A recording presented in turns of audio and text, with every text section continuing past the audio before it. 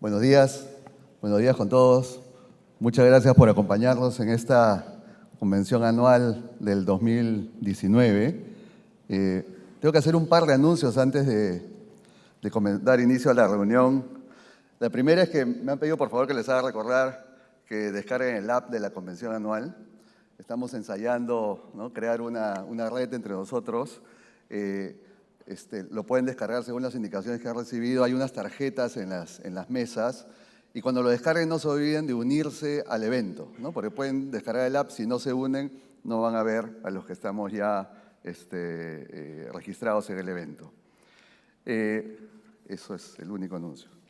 Bueno, nos toca hacer este ejercicio de planeamiento de negocios, de desarrollo de acciones, ¿no?, y de planes para el próximo año en un entorno sumamente difícil, ¿no? En Apoyo conversábamos en las últimas semanas cómo este SAE anual es probablemente uno de los más difíciles que hemos hecho, no sé, en casi los últimos 20 años, ¿no? Recuerdo en el SAE anual de cuando el presidente Fujimori renuncia, durante el fin de semana tuvimos que rehacer muchas cosas, ¿no? Esta vez no ha sido el caso, pero también hemos estado trabajando muy duro para lidiar con todos estos frentes de cambios que venimos enfrentando, ¿no? Si uno se pone a pensar, tenemos cambios muy relevantes casi por todos lados, ¿no? En el entorno internacional, en la política internacional, en la economía internacional, en la política local, en la economía local, en las tendencias sociales, etcétera. Y para eso hemos preparado una agenda que tiene como objetivo entender mejor estos cambios y en particular ver cómo todos estos riesgos y oportunidades se nos pueden presentar, ¿no?, en términos de riesgos con los que tenemos que manejar o oportunidades que podríamos aprovechar que vienen de cada uno de estos frentes, ¿no? Hemos preparado una agenda de presentaciones que la vamos a comenzar en un par de minutos con el bloque de economía internacional. Luego nos vamos a mover al bloque político y luego del break el equipo de apoyo y consultoría va a aterrizar todos esos temas al entorno de negocios peruano y vamos a dar una visión no solamente del 2020, sino vamos a establecer algunos escenarios probables o posibles para los siguientes 3 o 4 años, ¿no? Vamos a comenzar en el bloque internacional con la presentación de Catherine Rooney, que está sentada por acá. Catherine fue muy amable de aceptar nuestra invitación. Ella es directora del área de investigación y estrategia en Bultic, en Estados Unidos. Pero me voy a poner mis anteojos.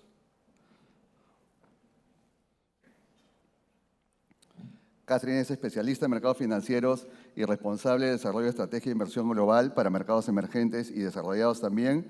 Anteriormente estuvo como economista y estratega de renta fija en Bear Stearns y donde cubrió la región de América Latina, ¿no? Es una colaboradora frecuente, ustedes la pueden ver frecuentemente en CNN, en Bloomberg, en varios de estos canales especializados, dando su opinión sobre la economía americana, la economía mundial y también sobre la economía latinoamericana. Le hemos pedido a Catherine que trate de ordenar para nosotros todo lo que está pasando en los mercados internacionales y nos dé también su visión de cómo están viendo y cómo ve ella las oportunidades para el Perú. Catherine, por favor. Muchas gracias.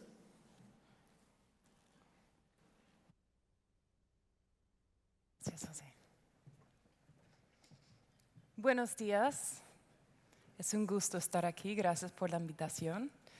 Bueno, aquí estoy para darles la visión internacional y de los mercados y de las economías frente a muchos riesgos, frente a mucha incertidumbre.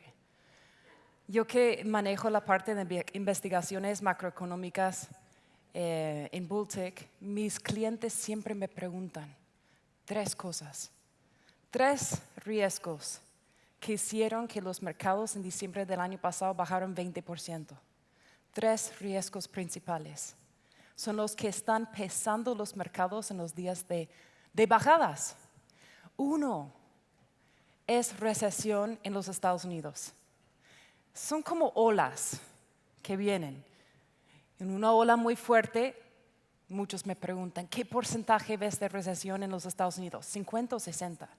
Bueno, Es un poco complicada la pregunta, porque la implicación es que recesión es inminente que viene.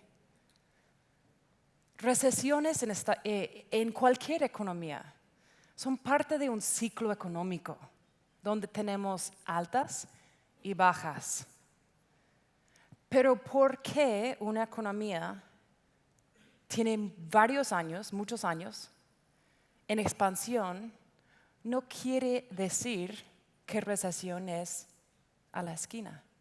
Como dijo la ex presidenta del Banco Central de los Estados Unidos, la Reserva Federal, Janet Yellen, las expansiones no se mueren de vejez, tanto en los mercados como en la economía. Riesgo número 1, recesión en Estados Unidos. Número 2, guerra comercial. Guerra comercial. Desde el año pasado, en diciembre, después de hacer un estudio muy intensivo de este fenómeno, fui muy fuera de consenso y dije, ¿saben qué? Guerra comercial 1, creo que lo estamos sobreexagerando. Y 2, bueno, tenemos que definir qué es guerra comercial, más adelante lo miramos. Pero 2, los impactos no son tan fuertes como uno pensaría, sobre todo en la parte de los Estados Unidos. Número 3, el riesgo es lo que va a hacer la Reserva Federal. En diciembre del año pasado, el riesgo que muchos hablábamos era que la Fed iba a seguir subiendo tasas y por seguir subiendo, matar la economía. Ahora ese riesgo, según mi juicio, es totalmente lo contrario. Que la Fed baje tasas demasiado cuando no debería, fomentando una burbuja muy importante. Esos son los 3 riesgos que les quiero mencionar. Mi posición: 1, no hay recesión en el corto plazo en los Estados Unidos. 2, creo que guerra comercial, 2 incentivos están alineados entre el presidente Trump, que quiere ganar, se supone que quiere ganar reelección en 2020, y China, que tiene esto se nos olvida. China tiene 2 décadas en desaceleración. Bueno, 15 años. Hace 15 años, la economía china estaba creciendo 14%. Desde aquel entonces, la economía ha ido desacelerando cada año. La guerra comercial agrava una situación que ya venía en camino y que es complicada para un régimen, un gobierno comunista. Eso es el esquema de la presentación, para que les dé una idea. 1, muy importante, y ustedes probablemente habrán escuchado de esto. La curva invertida, una inversión de la curva. En el mundo de renta fija, cuando el financiamiento te cuesta más en el corto plazo que en el largo plazo, eso es un buen indicador, históricamente hablando, de que recesión es inminente. Pero yo les invito a pensar, ¿estos momentos son como antes? Una curva invertida en 2019 quiere decir lo mismo que una curva invertida pre-2008. El 230. Esto es la curva para mí de más importancia, porque la curva de 2 años a 30 años nos da una visión de la economía pues bastante completa. Cuando esta curva se invierte, tampoco implica recesión inminente, pero es una de las cosas que más estoy mirando en el caso de que llegara a invertir. Hoy en día, como les indiqué aquí, el 3 meses, 10 años está invertida. Esto espantó los mercados. El día que esto invirtió, los mercados bajaron 5% y llegaron a bajar 10% sobre un plazo de unas semanas. Entonces esto asusta, pero ojo esta tabla me encanta porque tenemos que pensar en lo histórico. ¿Qué ha pasado? ¿Qué ha pasado aquí?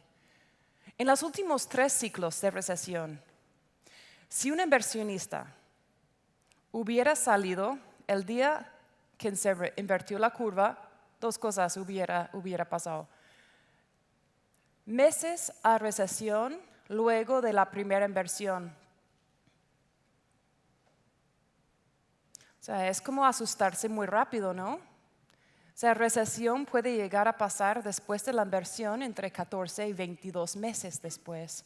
Y no solo eso, sino que mira todo el retorno que un inversionista hubiera perdido por haberse salido por pánico en la primera inversión. No descarto que es un indicador importante, sobre todo históricamente, es un indicador bastante importante, pero tampoco estamos hablando históricamente de una Reserva Federal que compró 4.5 trillones de dólares y puso el balance básicamente en esteroides. Indicadores líderes. Está desacelerando. La economía en los Estados Unidos está desacelerando. El presidente Trump puso una reforma impositiva. Eso ayudó mucho el año pasado, donde tuvimos en mi país un crecimiento de casi 3%. Potencial, donde la economía debería de estar creciendo sin generar inflación, es 2.2. El año pasado la economía creció bastante arriba de potencial. Entonces, definitivamente está en desaceleración. Hombre, si estuviéramos creciendo 3% otra vez este año, yo diría que no estaríamos hablando de recesión, sino que de sobrecalentamiento. Pero es un indicador que hay que mirar. Ojo en los cuadros grises. Esos cuadritos son recesiones. Jamás ha habido una recesión en los Estados Unidos donde indicadores líderes no cayeron a territorio negativo. Siempre llegan a territorio negativo antes de una recesión. ¿Okay? Esto es lo que indico aquí desde 1962. Ahora, la gran duda, la gran pregunta es, ¿dónde está la inflación? ¿Dónde está la inflación? Desde que yo perdí mi trabajo en Bear Stearns, porque Bear Stearns colapsó y generó la crisis más fuerte desde la Gran Depresión en 1930, en esa época, la inflación no ha vuelto. No hay inflación en el país. Y eso es con el consumidor, que es 2/3 de la economía, 2/3. La confianza del consumidor y del empresario pequeño, small business, están a niveles no vistos desde, bueno, yo diría 2000, ¿no? 2000. Siempre me llama mucho la atención los que dicen recesión, recesión con estos datos. El segundo trimestre de este año, el consumidor americano, el consumo, ese componente del PIB, ¿se acuerdan de sus clases de economía? El consumo, ¿no? Creció 4.3% anualizado, 4.3%. Igual seguimos hablando de recesión inminente en una economía basada en el consumo. Esto no es China. China tiene 30% de su PIB basado en el comercio. Es un mito que todo lo que se consume en los Estados Unidos viene de China. Es un mito de que la economía americana es vulnerable a las exportaciones a China. Los números nos lo dicen, no yo. 3% del PIB de los Estados Unidos está atado a exportaciones. Es una economía bastante insulada en el sentido de que es el consumidor que lo mueve. Es el consumidor que lo mueve. Ahora, el consumo muy alto, los empresarios de empresas pequeñas, que son la columna de la generación de empleo en Estados Unidos, está muy alto. La tasa de desempleo está bajando muy fuerte y está por debajo del promedio de 50 años. Promedio de 50 años. Por lo menos los salarios están arrancando, están empezando a expandir. Pero llama mucho la atención, ¿no? Ver esta gráfica de la tasa de desempleo colapsando efectivamente y tener inflación a 1.6%. En lo que vamos de este año en los Estados Unidos con aranceles contra China, la inflación ha desacelerado de 1.9 en diciembre a 1.6 en el último dato, con arancel de 25% contra la mitad de las importaciones chinas. El mercado tampoco ve inflación en el horizonte ni cerca. Aquí ven break-even inflation rates. Esto es el mercado nos dice dónde ve inflación en el plazo de 2 años, 5 años y 10 años. Tampoco ve inflación. Es por esta combinación, esta coyuntura que tenemos el tesoro, la tasa bajando tan fuerte y por qué tenemos la Fed bajando tasas en una economía que está creciendo, en una economía donde la Fed ha logrado su doble mandato. 1, pleno empleo. Hay pleno empleo. 2, inflación de 2%. Ese mandato ya lo lograron.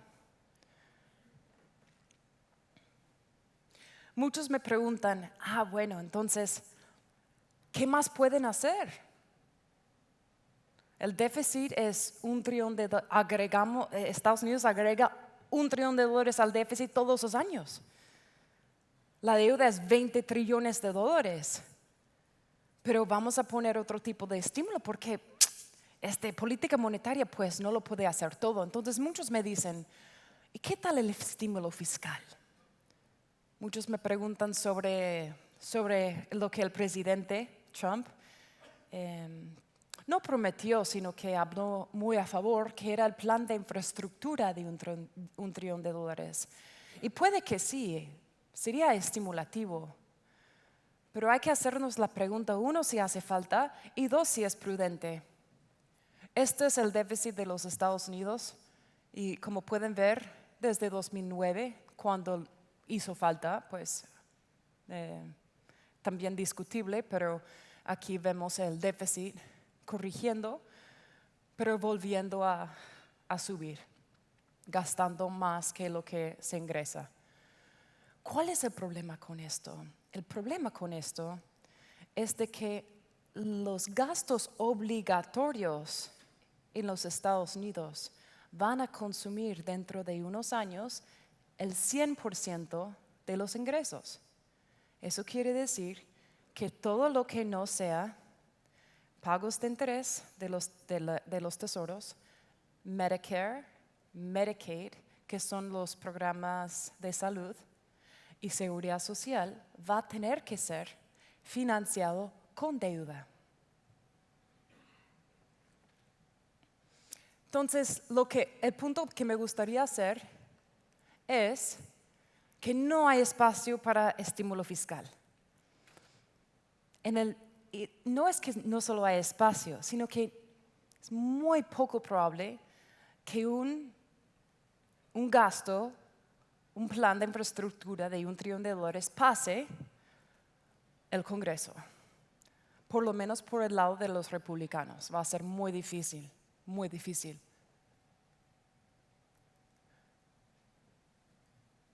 Entonces, estos son los puntos que me gustaría que entendieran de la presentación y con mucho gusto entramos en detalle en la sesión de preguntas y respuestas.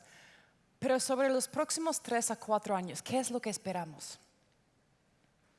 ¿Qué es lo que esperamos? Yo no espero recesión en el corto plazo, es parte del ciclo económico. Es parte del ciclo económico. La Fed va a seguir bajando tasas. ¿Por qué? No porque hace falta por lograr el doble mandato, sino que porque esta es una Fed que tiene un mandato más amplio. Quiere mantener el crecimiento, quiere mantener la expansión económica, quiere levantar la clase pobre arriba. Lo ha dicho explícitamente. Un tercer mandato, después de pleno empleo e inflación, que todos sabemos que tiene la Fed porque ni siquiera lo oculta, es los mercados financieros. Jamás ha habido una vez en los últimos 20 años que hicimos el análisis antes de venir acá, que la Fed no ha bajado las tasas cuando los mercados están descontando arriba de 60% de probabilidad de dicha bajada. ¿Ah? La Fed no decepciona a los mercados. La Fed no decepciona a los mercados. Hay un mercado que se llama los futuros de la tasa de Fed Funds. Están descontando luego de la última reunión de la Fed, donde la Fed con lo que dicen the dots plot, que es su comunicado al público, dijo no más bajadas. Próximo movimiento va a ser incremento de tasas en 2021. Adivina qué hizo los futuros. Descontaron con 90% de probabilidad la próxima bajada en diciembre. Nadie le cree a la Fed. La Fed ha perdido credibilidad. La Fed va a seguir bajando tasas, a pesar de que digan que no. Los mercados están bastante, lo necesitan. Lo esperan, lo necesitan, lo quieren. Entonces hay mucha presión y muchos me dicen, es que Trump está forzándoles la mano. No.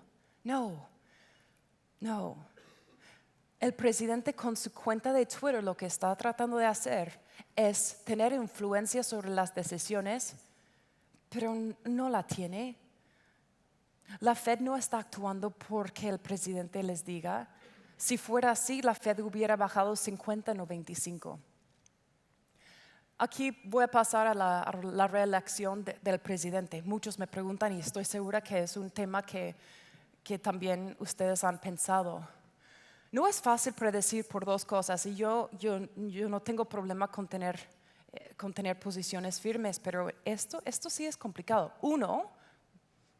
Dos razones. Uno, yo no sé quién va a ser el candidato demócrata. Si es un socialista, gana Trump. Dos, si yo me equivoco y la economía entra en recesión antes de noviembre, pierde Trump. Es así de sencillo. Para mí es así de sencillo. Porque la economía es número uno. Si la economía le sigue yendo bien, si los mercados siguen arriba, si esa gráfica de la confianza del consumidor sigue así de bonito, el señor ganará. ¿Qué le podría ayudar de ganar?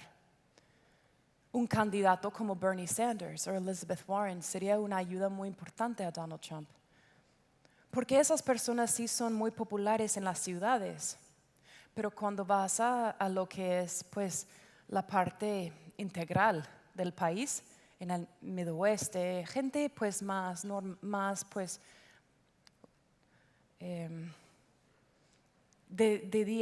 o sea, gente normal, no les gusta el socialismo, no sabía cómo decirlo, perdóname. Ya ven dónde estoy. Burbuja. Me dicen, ¿cuál es la burbuja? ¿Cuál es el riesgo más importante que ves? Y les respondo, no es el que tú ves. Seguro que no, porque nadie está hablando de esto. El riesgo que todos dicen te van a decir es guerra comercial, te lo van a decir todos. Te van a decir guerra comercial, Fed o US recession. Ya ven a dónde voy con esta presentación. Esos no son mis riesgos. El riesgo número uno es lo que están haciendo los bancos centrales globales a nivel global, manipulando los mercados, manipulando las economías. Ustedes sabían que en Dinamarca hay un banco que está ofreciendo tasas negativas hipotecarias que te pagan para sacar una hipoteca.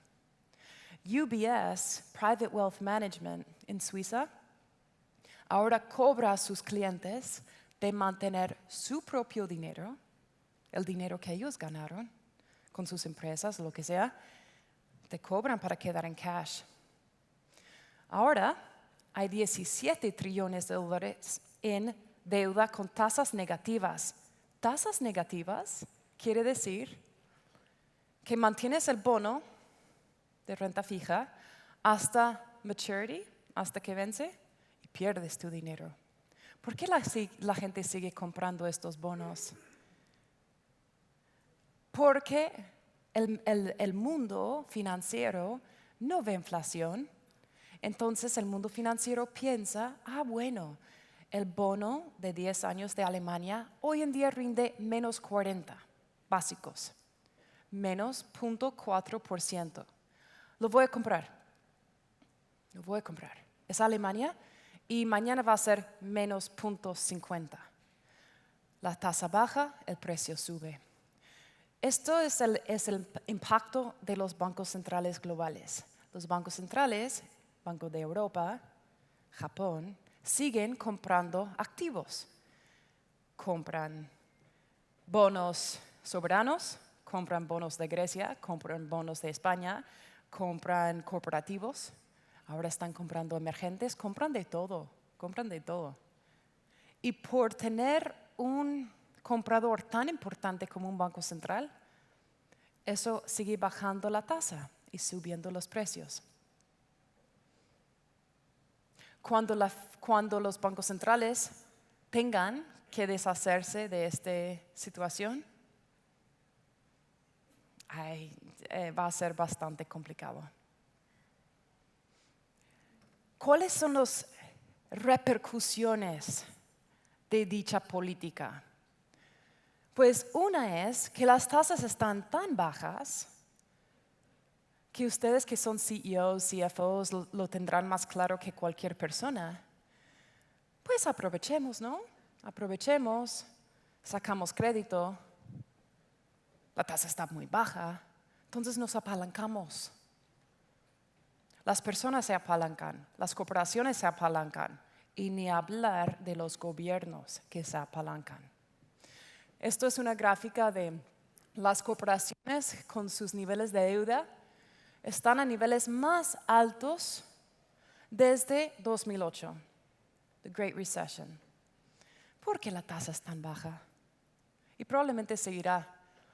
Esta gráfica me fascina y yo sé que las clases de estadísticas era hace tiempo, para mí también lo era, pero les voy a decir qué quiere decir esto.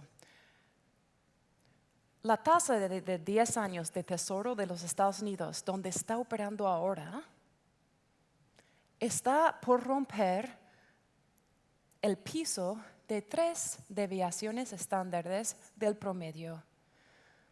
Eso es un evento que casi nunca pasa.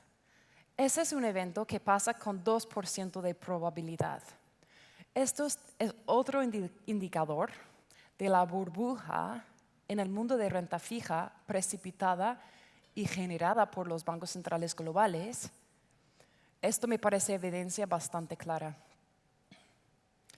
Esto es un modelo propietario mío. ¿Okay? Uso varios variables para decirme dónde debe de estar operando el bono de 10 años de los Estados Unidos. Azul es donde está. El modelo con la línea gris es donde debe de estar. Esto es aproximadamente 40 puntos básicos de diferencia. Es algo relevante. Esto es el balance de la Reserva Federal. Hace un mes, cuando la Fed empezó a bajar tasas, también decidió dejar de hacer el ajuste a su balance. El ajuste siendo que la Fed dejaba de recolocar o reinvertir los bonos en su balance que habían comprado sobre los últimos 10 años, habían dejado de reinvertirlos, esos vencimientos, en bonos nuevos. ¿Okay? Ahora lo está volviendo a hacer. Es política expansiva. Es una política expansiva. Lo mismo en Europa, pero mucho peor. Europa es otro nivel. Por lo menos en Estados Unidos y en Japón. En Estados Unidos tenemos reforma impositiva. Por lo menos en Estados Unidos, y no lo digo por ser americana, lo digo porque son hechos, ¿no? Se puede despedir a la gente. En Europa no tienes reformas estructurales. Es muy difícil despedir a alguien. Lo que necesitan, lo que urge ahí, es reformas supply side, reformas estructurales. ¿Cómo vas a bajar una tasa de desempleo para jóvenes de 50% si es tan difícil despedir de gente cuando lo contrates? yo no sé ustedes, pero yo pensaría mucho antes de contratar a cualquier persona en ese esquema. Mira los bonos de Europa. España estuvo en el precipicio de colapso, ¿se acuerdan? Hace unos años. Ahora España está rindiendo tasas negativas. Italia está rindiendo tasas negativas. Toda la curva de Alemania está en tasas negativas. Toda la curva. Eso quiere decir de que tú tienes un bono de Alemania de 30 años. En 30 años vas a perder tu dinero, toda la curva. Esto es una manipulación que pocos lo están hablando. Creo que más y más lo están hablando, pero es un riesgo muy importante. Entonces, esto es básicamente los puntos claves, ¿no? Supply side reforms es lo que hace falta a nivel global. No más expansión en la política monetaria. Les pongo mi opinión. Alemania, tenemos 12 años en la compra de bonos por el Banco Central Europeo, que se llama quantitative easing, relajamiento cuantitativo, ¿okay? La compra de bonos. Han hecho de todo. Han comprado bonos, han bajado la tasa a negativa. En Europa la tasa, en Estados Unidos es positiva, es 2%, y están hablando de bajarlo a 0. En Europa la tasa de depósito es menos 0.5, lo acaban de bajar otra vez. Pero con 10 años de compras y tasas negativas, Alemania está en recesión y toda la curva es negativa. Eso no me parece una política exitosa. No es una política exitosa. Pero ¿qué hizo el Banco Central Europeo hace un mes? Double down. Vamos a apostarle al doble. Vamos a bajar la tasa más. Es un castigo, es un impuesto a los bancos. Para poner el dinero con el Banco Central, tienes que pagar. Eso es lo que implica una tasa negativa. ¿Okay? Entonces, para los próximos 3 a 4 años, crecimiento bajo, pero yo no veo una crisis que precipita una recesión a nivel global. Están pensando en la guerra comercial, yo lo sé. Esto es lo que importa el comercio para China y los Estados Unidos.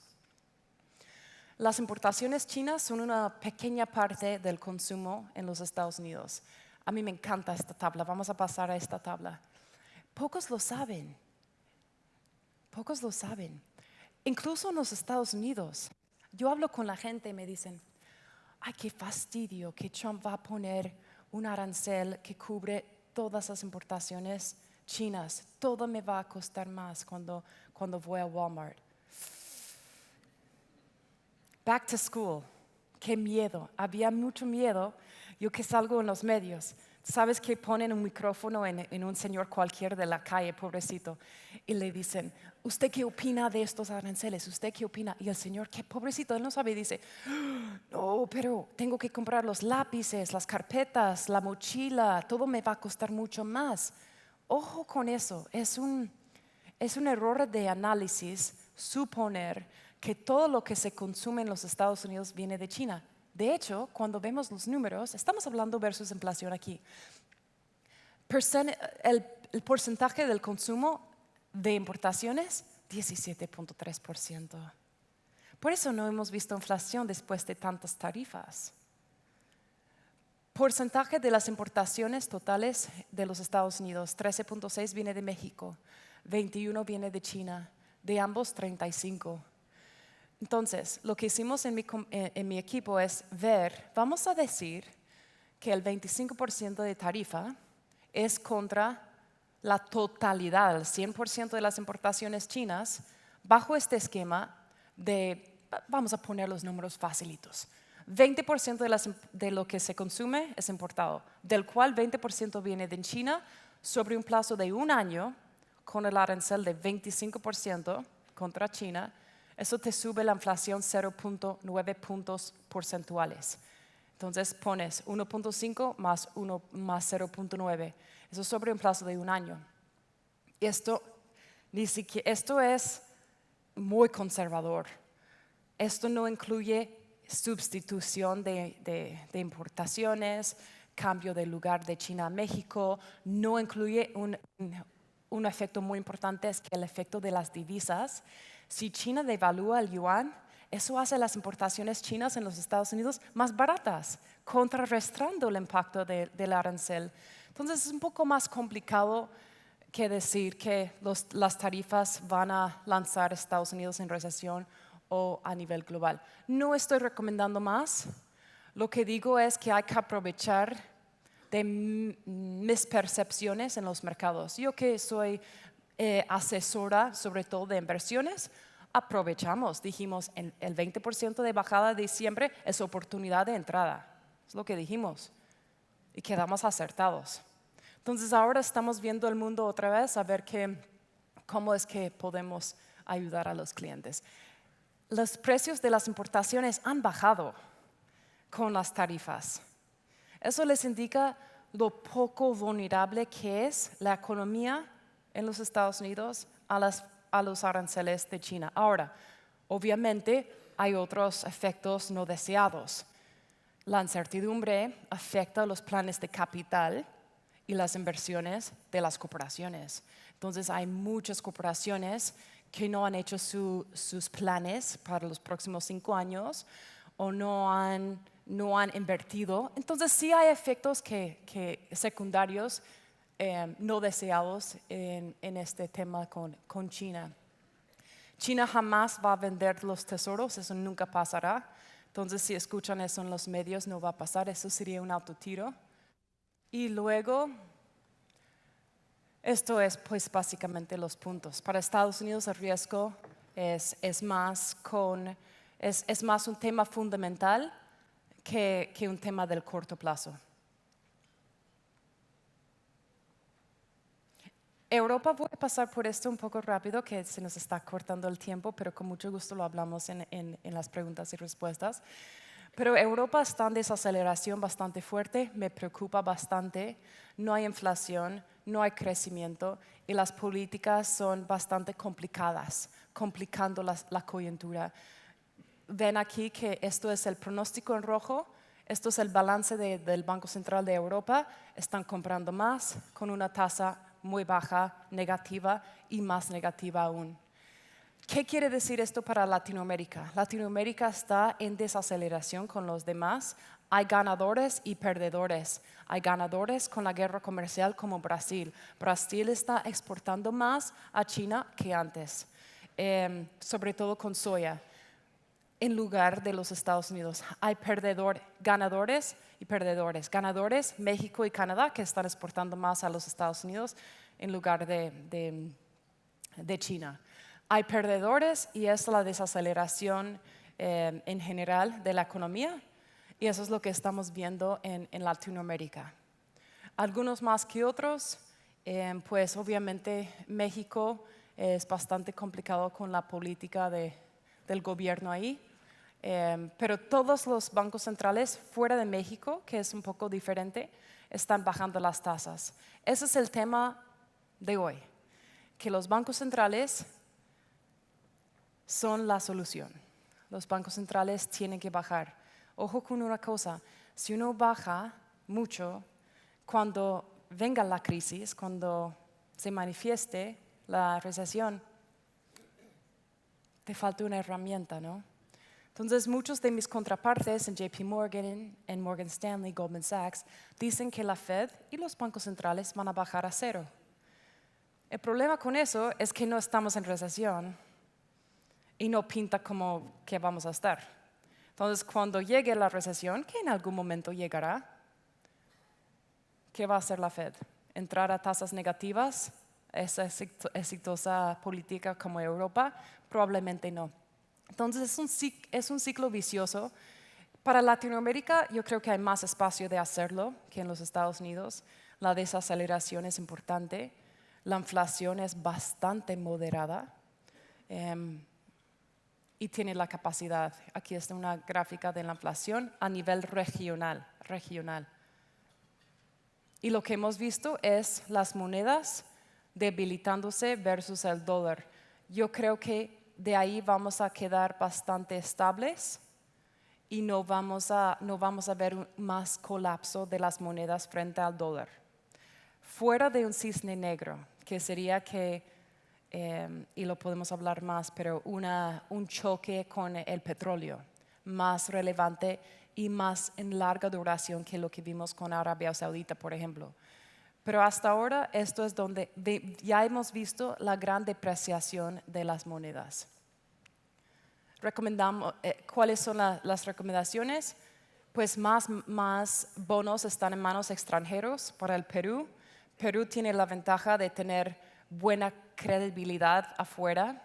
Es uno de los países que yo trabajé en una compañía de seguros antes de Bear Stearns, y Perú es uno de los que tiene una exposición, un límite más alto que los demás. Rinde menos en los bonos porque hay menos riesgo. Entonces, los mercados internacionales les encantaría tener más oportunidades de invertir en el Perú. Los soberanos ahora se puede operar y se puede comprar los inversionistas internacionales, y los soberanos son en moneda local donde más valor vemos. Y con eso yo creo que ya se me acabó el tiempo, pero con mucho gusto hablamos más adelante. Gracias.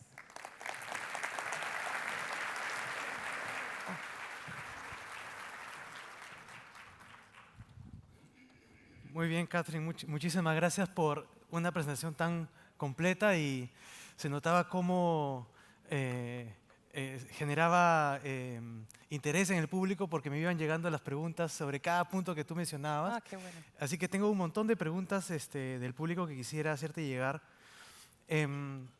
Una de las preguntas que surgen de tu mensaje principal, ¿no? Tu mensaje principal es un riesgo de recesión que es bajo.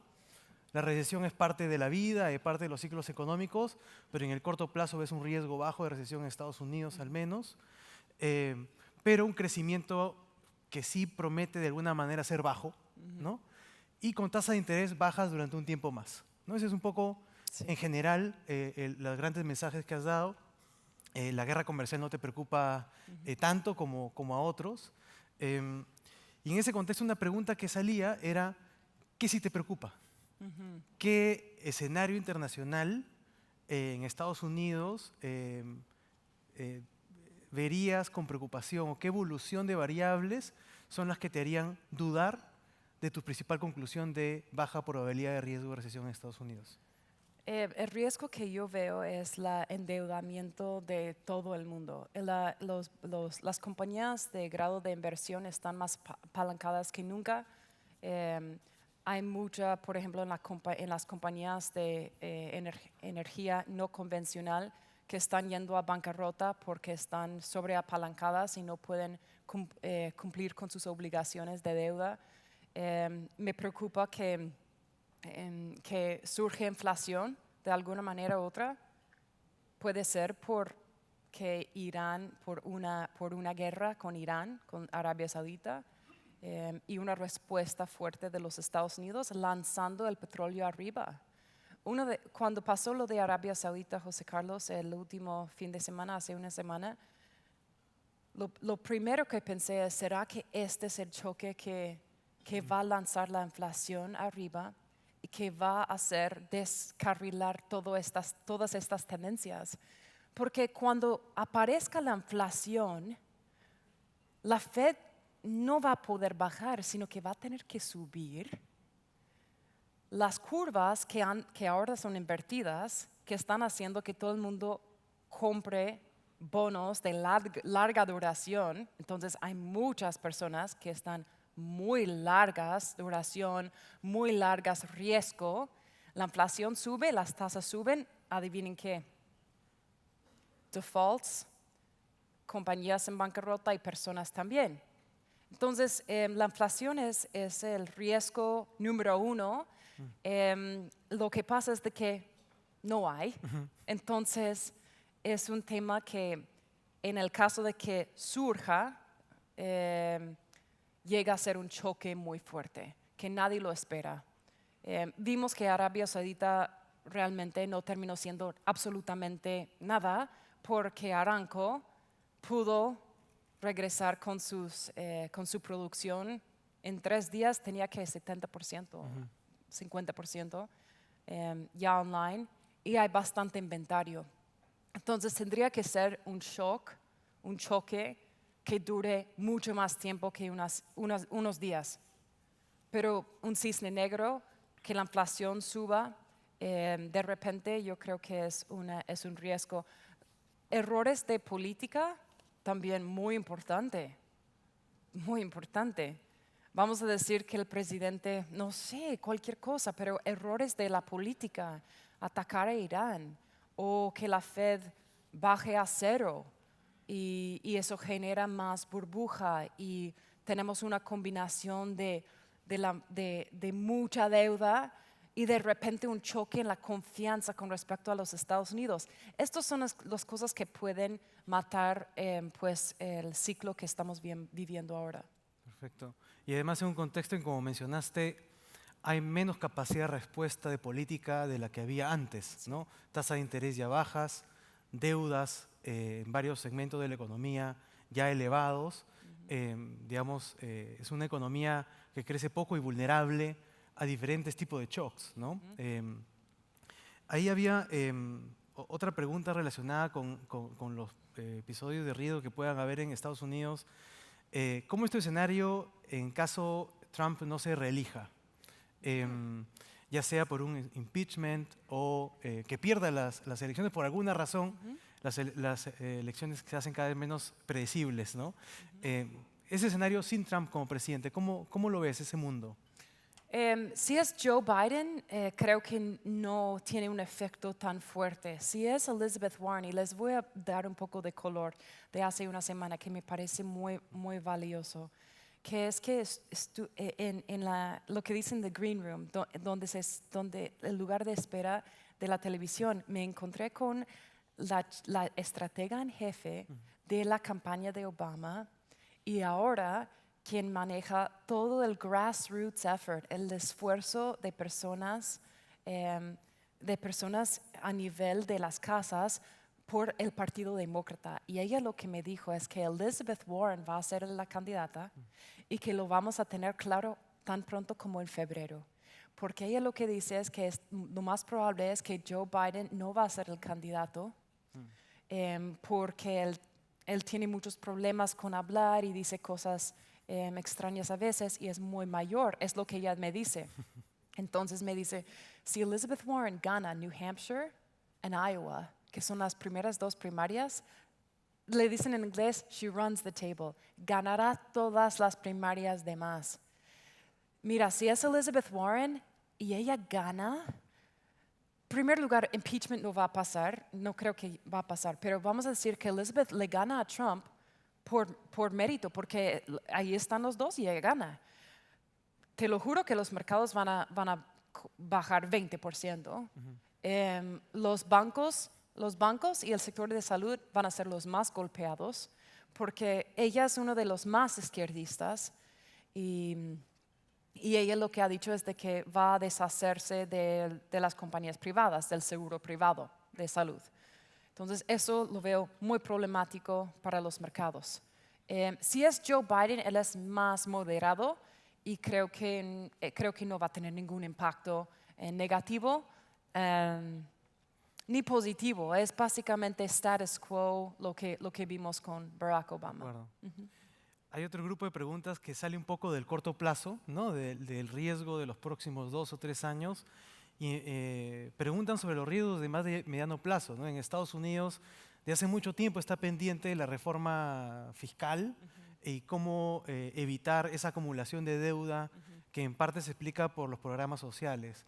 ¿Qué probabilidad le ves a que haya reformas que pongan solución a esa acumulación de deuda, que es un problema que se va pateando, ¿no? Sí. ¿Ves una salida o cómo ves esa salida al riesgo? Creo que, José Carlos, creo que eso es un tema que va a seguir efectivamente para siempre, porque China es el tenedor número 1, no va a vender nunca los tesoros. China tiene que 4 trillones de superávit de comercio y de cuenta corriente. Tiene que poner ese dinero en algún lado. Entonces el punto es de que por más que imita los Estados Unidos, siempre hay demanda. Entonces me preguntan, estas emisiones récord altos de Estados Unidos, ¿esto va a colapsar? Totalmente lo contrario. ¿Qué ha pasado? Que las tasas han bajado, no subido, porque hay personas que lo compran. Entonces, no hay el incentivo político de atacar el problema principal, que es reformar los programas sociales. Para seguridad social tiene 14 trillones de dólares no financiados. O sea, está en déficit por 14 trillones de dólares. Yo sé que yo no voy a recibir seguridad social. Yo no cuento con eso. Ni mi generación. No debemos contar con eso. Pero no hay el incentivo político para reformar esos programas porque la gente los quiere. Y tienen miedo. Y les voy a dar un ejemplo muy claro de por qué creo que mi convicción es correcta. Romney Ryan, Paul Ryan habló de no acabar con estos programas, sino que reformarlas. Paul Ryan tenía un plan que se llama Path to Prosperity, donde él tenía la idea de reformar estos programas para su propia sobrevivencia. Y lo mataron. Y le dijeron que él era un señor con una señora viejita en su silla de ruedas empujándola sobre el precipicio. Eso era lo que le decían y lo que... Entonces, eso no va a pasar nunca. Medicare, Medicaid, Social Security y los pagos de interés van a consumir al 100% de los ingresos en 15 años o menos. Y va a ser un país tipo Japón, en el sentido de que Japón tiene 180% de deuda contra el PIB y Estados Unidos lo mismo. Va a tener que ser una crisis para generar esa reacción de los políticos de hacer cualquier cosa. De acuerdo. Y también hay otras preguntas acerca de qué otros mecanismos tienen los gobiernos para acelerar el crecimiento económico. Se ha mencionado mucho y se discute muchísimo acerca de política fiscal, política monetaria, pero hay otra mano que tiene otras armas, instrumentos que tienen los gobiernos, que son las reformas pro productividad, competitividad, reforma más de oferta, como la que acaba de mencionar del tema de pensiones. Pero eso se está hablando muy poco. Sí. ¿Tú crees que hay una posibilidad para que el ritmo de crecimiento promedio de las economías avanzadas que se ha mantenido bajo y la productividad, el crecimiento de la productividad que se ha mantenido bajo, pueda mejorar apoyados en reformas de oferta? Mira, yo creo que por lo volátil que es el presidente Trump, por lo menos la política económica ha enfocado en el crecimiento económico. Y lo que hemos visto es la confianza subiendo, el crecimiento bastante bien, mejor que en tiempos antes. La parte de oferta es lo clave, pero es como un péndulo.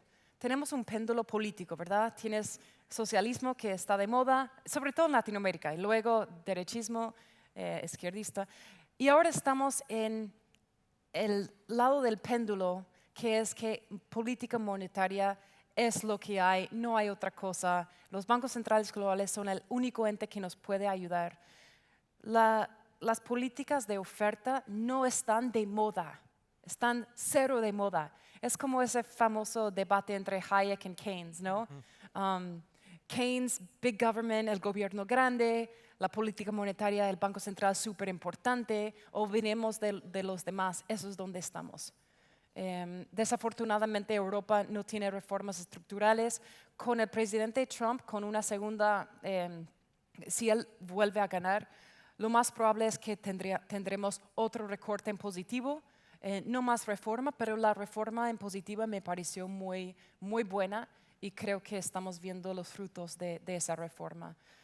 Pero yo creo que lo más importante, y pueden ver en la presentación mía, que es que uno, fomentar crecimiento por flexibilizar los sectores laborales, menos regulación y reformas impositivas. Eso es una combinación muy potente de hacer crecer una economía. De acuerdo.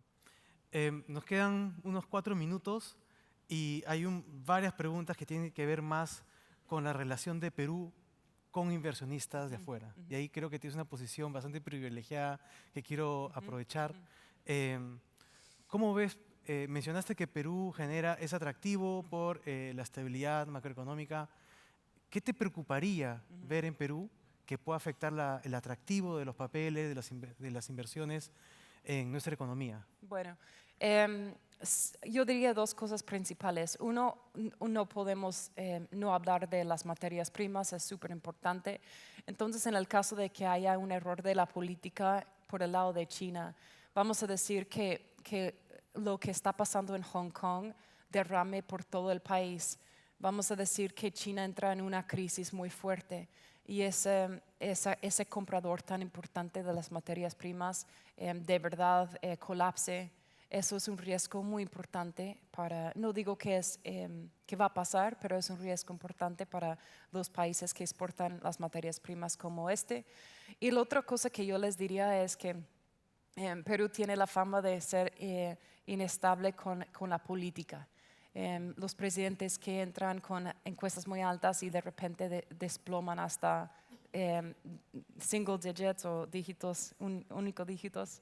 Entonces Perú tiene esa fama desde afuera, mientras que tiene gente muy preparada, muy conocida como gente muy preparada, muy sofisticada.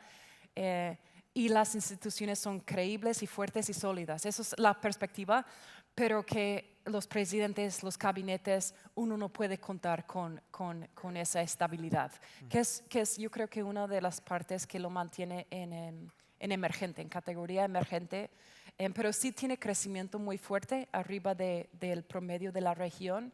Y como les digo, hay mucho apetito para activos peruanos. Lo que pasa es de que los rendimientos son bajos en el mundo de renta fija y no todo el mundo puede comprar bonos en moneda local. Hay restricciones, mientras que los soberanos son los más interesantes, que más rinden, que son muy atractivos. Hay muchas cuentas que simplemente no los pueden operar. Entonces, los bonos en dólares son pocos y rinden muy poco. Pero desde el punto de vista de inversión real, directa extranjera, Perú es uno de los mejores. Desde el punto de vista de credibilidad, de respeto a la propiedad, uno de los mejores. Uno ve los rendimientos exigidos, los diferentes bonos peruanos y uno podría interpretar de eso que el riesgo de depreciación de la moneda local, del sol en el Perú, no es muy alto, no está muy considerado en términos accionistas. ¿Es una buena lectura? ¿Qué riesgo tú asignas o cuál es tu perspectiva respecto de la depreciación de la moneda peruana? Bueno, eso es otro componente muy atractivo del Perú, el hecho de que el sol es bastante estable, manejado dentro de un rango estrecho, sobre todo cuando estamos hablando de una región latinoamericana donde ves volatilidad tan tenaz, tan potente. Miremos Argentina, miremos Brasil. Brasil está totalmente subvalorado la moneda. Ha habido presiones de depreciación por toda la región, sin duda alguna, pero yo creo que Perú tiene la ventaja de que tiene la política monetaria bastante estable. En el caso de que el dólar fuera a subir muy fuerte por alguna aversión al riesgo, todos van a los safe havens, el yen, el dólar. Ahí veo más posibilidad de depreciación para el sol. Y en el caso que les mencioné anteriormente, que es el riesgo de su destino de exportación más importante, que es China. Pero desde el punto de vista de inversionistas internacionales, eso es una de las cosas que más nos gusta sobre Perú, el hecho de que tanto la parte fiscal como la parte monetaria son bastante estables. De acuerdo. Nos queda un minuto y hay una pregunta que no quería dejar de hacer es, ¿cómo está posicionado tu portafolio personal? Ah, wow. Eso es muy buena pregunta. Me encanta hablar de esto. Gracias por tan buenas preguntas. Mira, yo personalmente, yo creo que arriba de 3,000 el S&P es bastante caro, arriba de 3,000. Creo que habrá volatilidad que va a hacer caer los mercados en los próximos meses. Creo que arriba de 3,000 en el S&P 500 hay que protegerse con opciones put. No son muy caras porque nadie está esperando una caída, o subir sus posiciones en efectivo. Entonces eso es lo que yo estoy haciendo en mi PA.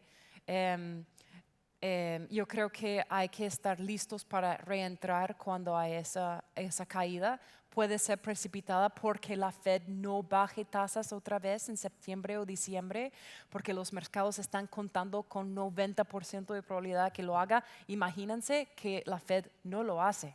Imagínense que la Fed no sube no baja 3 veces más, como los futuros están descontando.